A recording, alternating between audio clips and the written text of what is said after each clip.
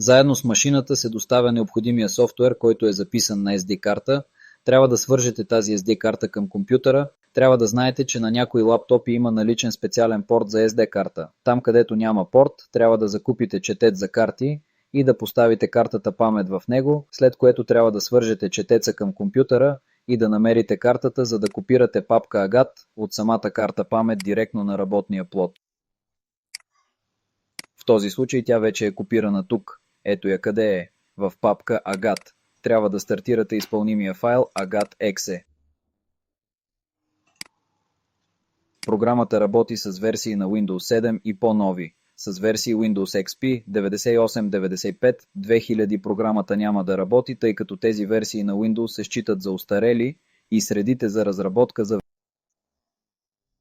веднага след успешното стартиране на програмата, първото нещо, което трябва да направите, е да заредите изображение в нея. Сега ще ви разкажа максимално подробно за конкретното предназначение на бутоните на програмата, какво правят те. Първия бутон е създаване на нов проект. Проектът може да се състои от няколко изображения, които може да се разполагат на работното поле на машината, както ви е угодно. Следва бутонът за отваряне на готов проект. Самият проект се съхранява винаги на картата памет във файлов формат APG. И точно с помощта на този функционален бутон ние отваряме избрания от нас проект. И абсолютно всички настройки на този проект ще се прехвърлят автоматично в програмата. Следва бутонът генериращ BMC файл. В момента той не е активен. Когато се зареди изображение, този бутон ще стане активен. С този бутон се генерира команден файл, който трябва да се запише на SD картата, след което SD картата се слага в машината и от нея се избира този файл, т.е. в контролера, и може вече спокойно да се пусне работата. Следва функцията за добавяне на изображение в проекта. При натискане този функционален бутон отваря прозорец, в който се избират желаните изображения, които трябва да присъстват в проекта. Тоест става въпрос конкретно за това изображение, което машината в последствие ще гравира. По принцип хората зареждат едно изображение, макар че може да са и няколко на брой. Следва бутонът изтриване на изображение от проекта. Тази полезна функция премахва напълно и безвъзвратно текущото изображение от самия проект, т.е. ако е качено грешно. Следва бутон за местене на изображението нагоре или надолу.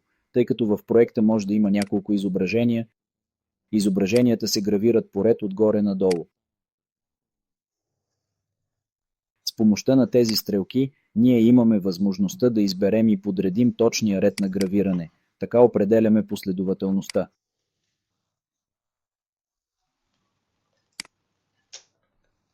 Тоест, ето както е тук. Изображението, което е отгоре, ще се гравира първо. С стрелките можем да променяме реда на изображенията, т.е. избираме го и го местим където ни трябва. Следва завъртане на изображението по посока и обратно на часовниковата стрелка. Т.е. това конкретно изображение може да се завърти върху камъка в програмата, за да може успешно да се побере в рамките на работното поле на машината. Определяне на областите за печат. Тази специфична функция е абсолютно необходима, за да може правилно и точно да се гравира дадено изображение, което се състои от няколко отделни независими обекта, като например текст. При натискане на този бутон, отделните букви автоматично ще бъдат оградени с добре видими червени рамки, които показват границите на обектите там, където могат да се определят областите. Всяка буква ще се гравира отделно, т.е. помежду си всички буквите биха могли да се очертаят с квадрати, т.е. с правоъгълник или квадрат. Ако това не може да се направи, то всичко ще се счита за един общ обект. Следва сегментиране на изображението. Тази специфична функция се включва и се използва само ако зареденото изображение има в средата си твърде голямо празно поле без никакви точки. Т.е. ако вземем за пример една стела, в която да речем, например, се намира някакъв обков на икона, т.е. вътре няма изображение, а машината ще гравира това изображение единствено по периметъра, за да не се движи машината от край до край през празно място, т.е. прави се сегментация. В резултат черното, всичко в центъра ще се изхвърли от машината. На видеото в YouTube там това е показано. Бутон за растеризация. Какво е растеризация в базова резолюция? Съществуват общо два основни вида. Нанасяне на изображение върху камък. Първият е, когато променяме резолюцията, размерът на точката не се променя, т.е. размерът остава същият. Това неизбежно води до значително увеличаване на разстоянието между отделните точки. И съответно между тях се увеличава черното поле. Т.е. това е пространството, където на практика няма никакви цветове. Всъщност във файла точката винаги се увеличава заедно с намаляването на резолюцията. Върху повърхността на камъка това води до появата на ивици или просто точките стоят отделно една от друга и на изображението не му достига яркост. За целта се включват няколко прохода. Растеризацията приравнява размера на точката върху камъка към размера на точката, посочен във файла. Тази функция се използва често при нискокачествен камък, като дава добър ефект, защото нискокачественият камък често съдържа в себе си твърди включвания и следи, които се избиват от иглата по съвсем различен начин от основната скала и камъкът се рони. За такъв камък трябва ниска резолюция. Но при задаване на ниска резолюция се получава така, че точките са твърде отдалечени и губим яркост в изображението. За да не става това, е необходимо да се включи функцията за растеризация.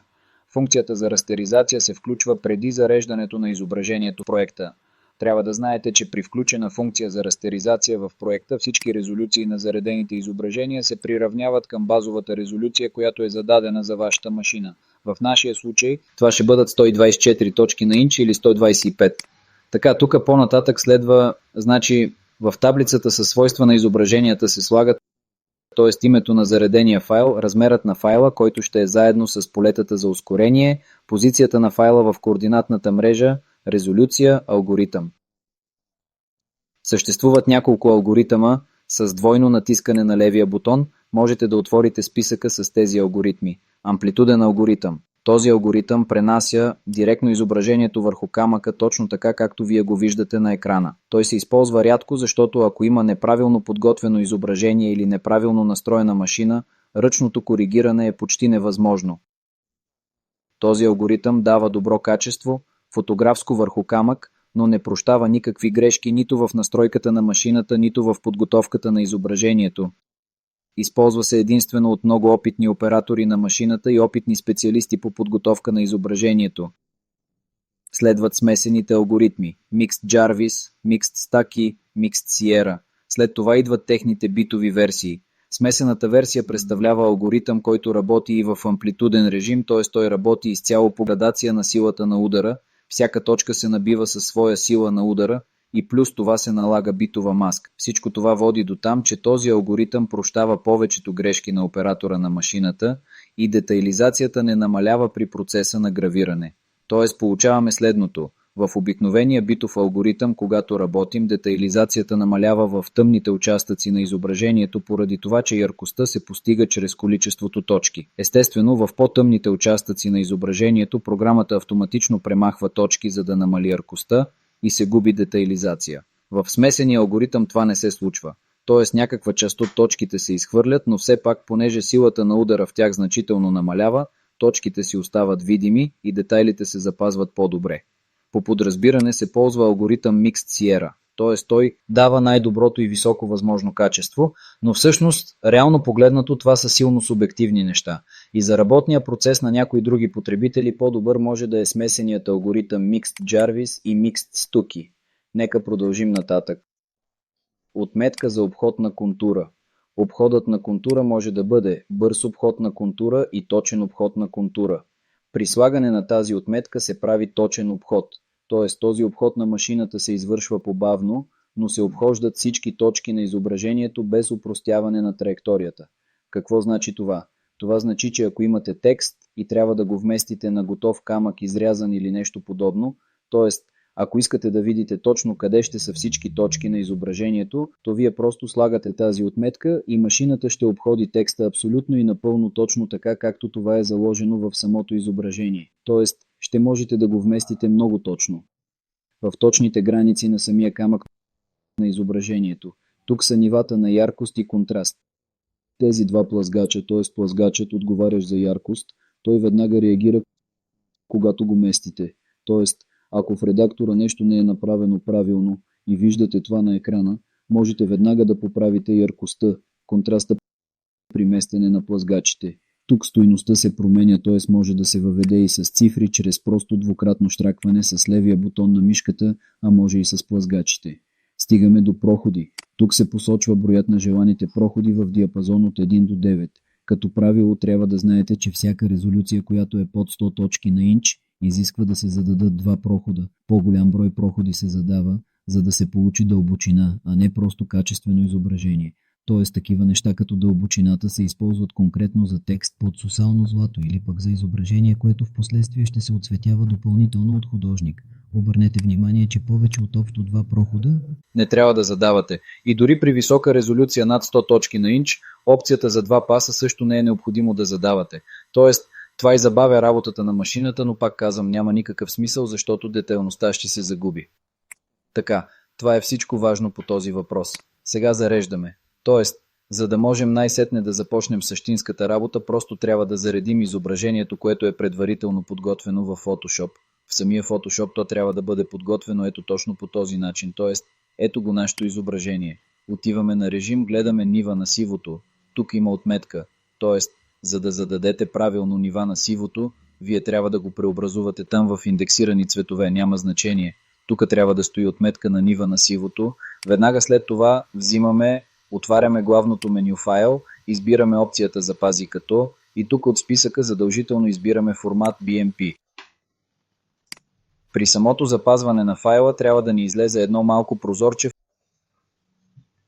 в което ще е посочен файлов формат Windows, дълбочина 8 бита. Тоест това значи, че всичко е направено правилно.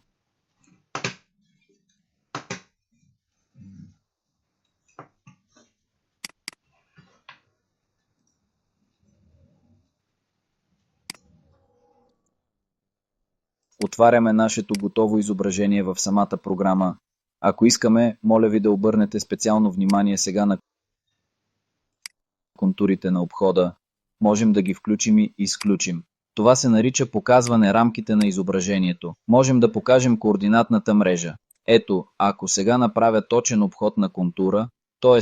всички траектории плътно прилепнаха към изображението. Имайте предвид, че този обход се изпълнява малко по-бавно. След това ние избираме генериране на BMC файл, отваря се прозорец, избираме нашата карта с памет и запазваме на нея. В момента се генерира файлът с команди, готово, след това просто вземаме флаш картата и внимателно я поставяме в слота на машината